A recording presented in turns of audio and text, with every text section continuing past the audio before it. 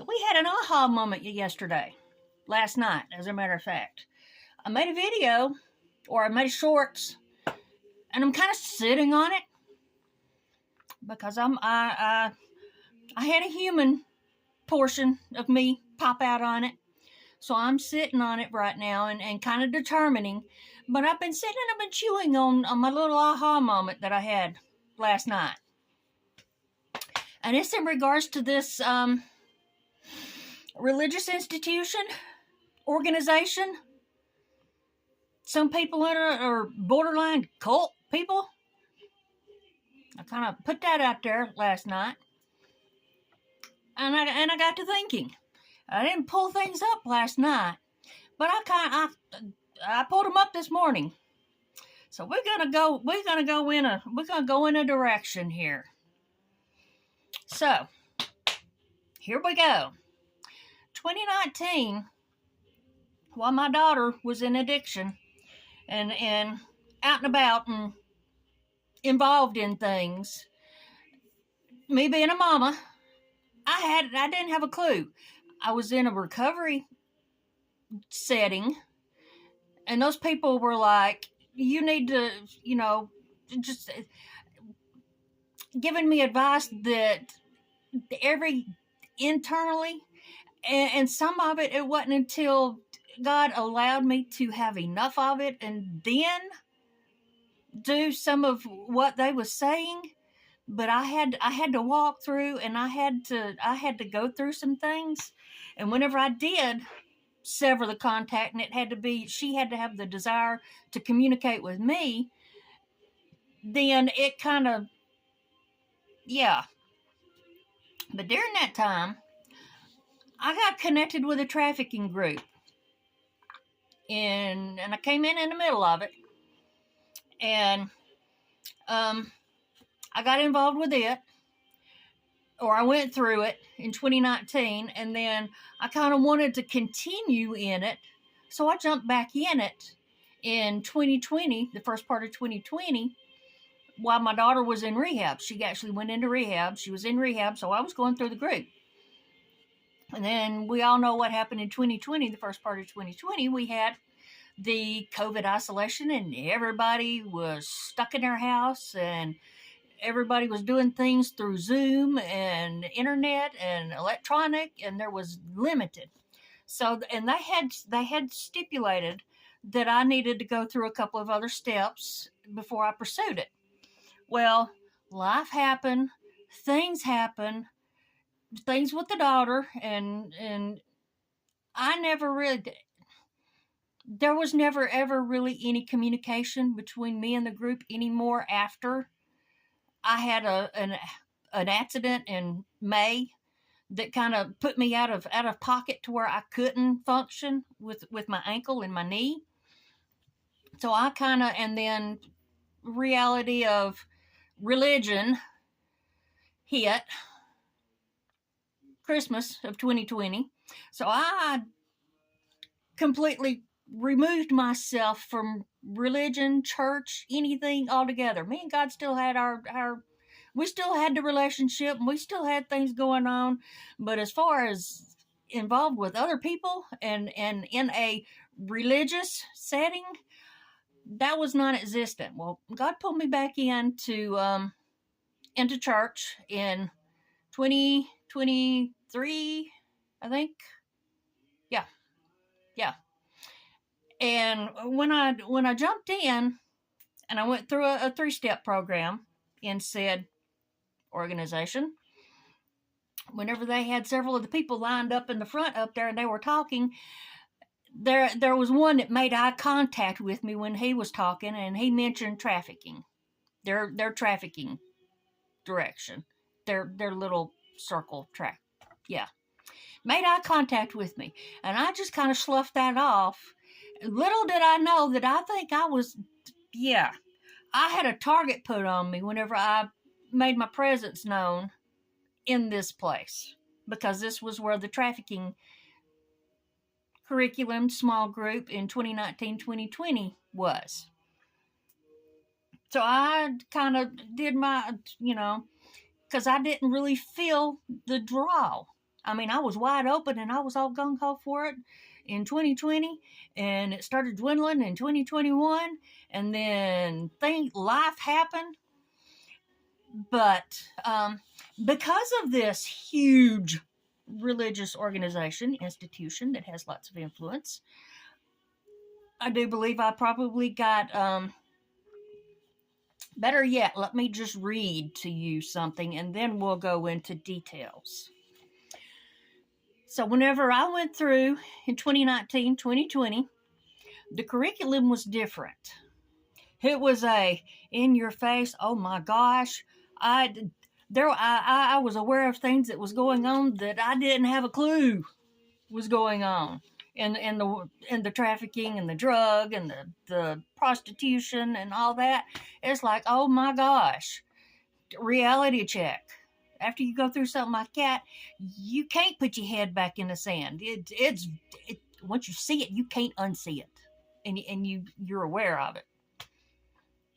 But I tried a couple of small groups. I went through Freedom. That was one of the requirements, was that I had to go through a Freedom group. Well, that's how I went through in 2020. Realized that after having an encounter with going through that Freedom group, that can only be explained that God met me there in that group or in that curriculum, kind of pulled me back and made me aware of religion and church is not how God wants it. So I hem-hawed around, and then I went back through another Freedom group in 2024, 2025. It was a spring. Anyway, 2024. Yep, 2024. So I went through another Freedom group, and I came out of that one, and that's when I tried to do a prayer group for moms of prodigals that summer. That didn't work out. So fall, and I had always, and that was part of my last few sessions with the counselor, was I needed to be involved in a small group. I was doing great. I was making progress in counseling, but I needed to be in a small group. And I knew that. I recognized that. So I tried putting myself in small groups. Well, obviously, the grapevine and the gossip train runs quite a lot because things were said, things were mentioned, and certain little, and I'm not going into details because that way y'all ain't going to try to cover it up, because I'm pretty sure y'all are watching my videos. I can't help that. That's just the way that is. And I can't stop that. But you know what, though? It's me. It's my testimony. And it's my day-to-day. So, there you go. But when I went through, and it whenever I would search for the small groups, the trafficking group would be number one. Every time I do a search, number one. So I'm like, okay, all right, Lord, I'll jump in it. And I came in kind of in the middle of it again in the fall. I think it was the last part of September, first part of October. Anyhow, I went through that. Well, the curriculum has been dummied down, and it's not as, oh crap, in your face stuff. It's kind of more, you getting numbers and you getting details and you getting basics. You're not getting much. You're just basically kind of floating around in the pool to see how involved you want to be in it. Well, I went through it, and I'm like, okay. I thought God put it up there for number one, for me to jump back in. Well, I jumped back in, and then there were things, and then I jumped back in it for the second time around. And it wasn't until the second time around, it's like, yeah, y'all been fishing for me, and y'all been trying to, And then after yesterday and the hell that they are putting me through, because I'm not towing their line and I'm not meeting their expectations, last night was a aha moment. And last night it was, you know, I made the comment that I had heard the phrase many, many times. God doesn't call the qualified, He qualifies the called. And I'm sitting here thinking, are y'all qualifying me in order to do this? Well, I pulled the curriculum up. What is human trafficking? The description, according to week 2, human trafficking is the exploitation of another person for labor, domestic servitude, or commercial sexual activity by force, fraud, or coercion. And then it has in parentheses. Coercion is the practice of persuading someone to do what they don't want to do by using force, harassment, influence, or threats. If any of these 3 elements qualify, force, fraud, or coercion, it is considered human trafficking. So we have human trafficking for,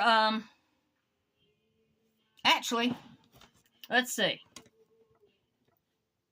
Let's read it a little bit further. Human trafficking is modern-day slavery. Human trafficking is people enslaving and exploiting other people for financial gain. Human beings are treated as property.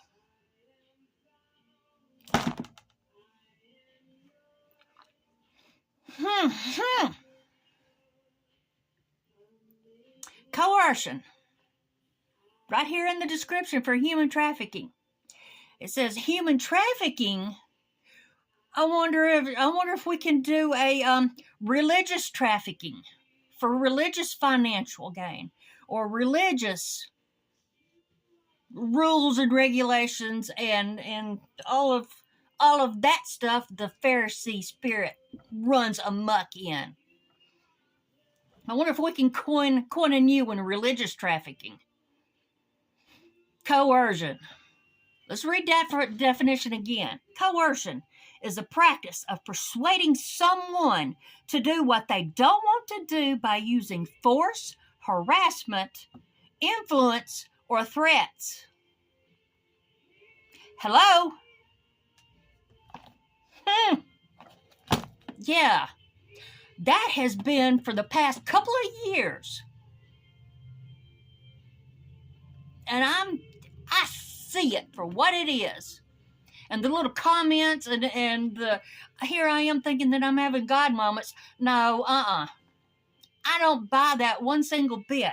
I think I'm being groomed, and I'm being pressured, and I'm being pushed, and I'm being used as a lab rat, and I'm being qualified. Y'all screwed with the wrong one. Oh, and whenever God says that I have had enough of the force and the harassment and the influence or the threats, when God deems that I have had enough of that, because I'm going to go ahead and put it out here on video, so that way there's a recording. The wreck that I had, where I almost rear-ended somebody, but they rear-ended me, that religious institution's truck with a trailer attached to it that was disaster relief was right up against me where I couldn't move. And I turned to look, and about the time I turned to look and I read the door panel is when the truck in front of me put their brakes on, and I popped my brakes on, and then the one behind me hit me, but I didn't hit the one in front of me. I'm sure that's what they were gunning for. But for whatever reason, and I have to wonder if the wreck that I had in July with my car, I have to wonder if that was part of it too, because that still hasn't been settled. I still need to be reimbursed for expenses. Fortunately, I gave the medical places, I gave them the insurance information and the insurance contact, so those have got off my back. But I still haven't been reimbursed. Financial gain. Let's go back to that Christ Center clinic that they operate, that I went to, that supposedly the state was supposed to pay for everything, but I've got turned over. That's where that bill that I have been turned over to a collection agency, that's where that came from. I wonder how many people they have screwed over and they have pocketed that money from the state. Because I pulled it up on the website, and all three places are considered facility sites for the B and C exams, the breast and the cervical exams, where the state will pay for it, and the state will help with the expenses for anybody that can't afford it. I wonder how many people that they have screwed over and bent over backwards and used for financial gain in the context of a religious and helping. Y'all, God ain't happy with people that act like that.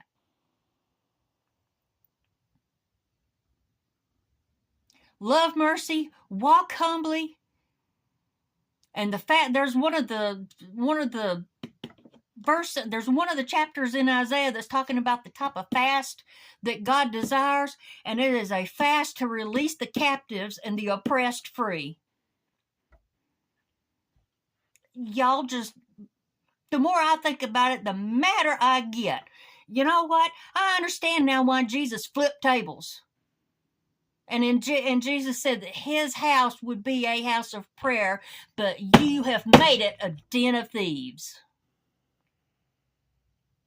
Just makes me mad anytime I think about it. And you know what?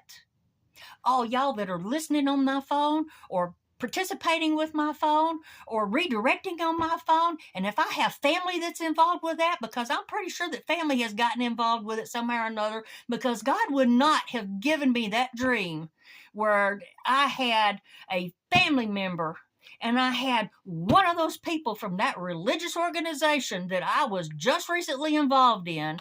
They were both together communicating and talking. That just, Lord, I am ill and I am tired of it. At some point, I'm going to continue and I'm going to be good and I'm going to be nice and I can be cordial.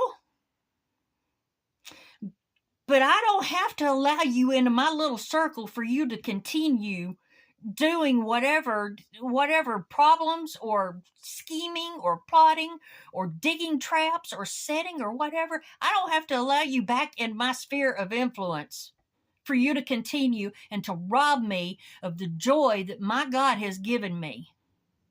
Because obviously, y'all got something other than God a hold to y'all, operating in y'all, and letting run wild with it. I may or may not upload that video that I did last night,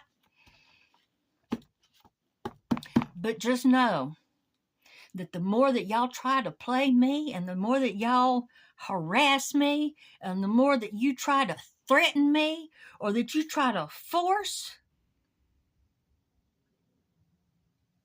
I'm resenting it, every single bit of it, because it's not of God. Just saying. And I apologize for anybody that this is the first time that you are seeing me. I am normally not like this, but I have had a couple of years of it. And after being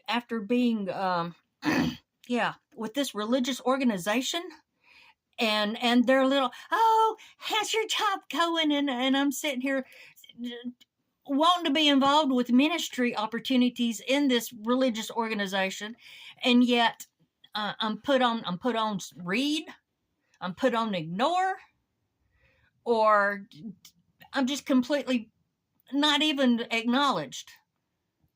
Yeah. Very much aware of that now. No. I am definitely, me and God is having to do some depending on where he directs me. And yeah, and as far as y'all restricting my bank accounts and y'all restricting my phone, at some point in time, it's going to come back on you, and you're going to reap what you're sowing. That's a guarantee. It's in the Bible. It's scriptural. You will reap what you sow. And what comes out of the mouth, you will reap. And you will eat it. Been there, done that. Very much aware of that. I can attest to it. It does come back. You know what the interesting thing is, though?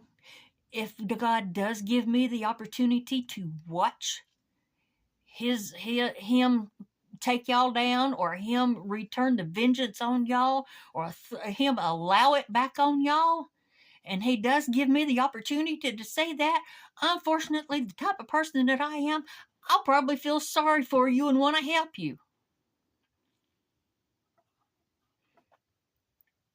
Maybe between now and then I'll get a little tougher and a little thicker skin where I can look at you and go, hate it for you. Sucks, don't it? Maybe. I don't know. That's between me and God. And whenever he decides and if I'm allowed to see it. But anyway, going on 22 minutes now, and I need to reclaim my peace this morning because I am going to have a good day today, regardless of what all this stuff is, or whoever.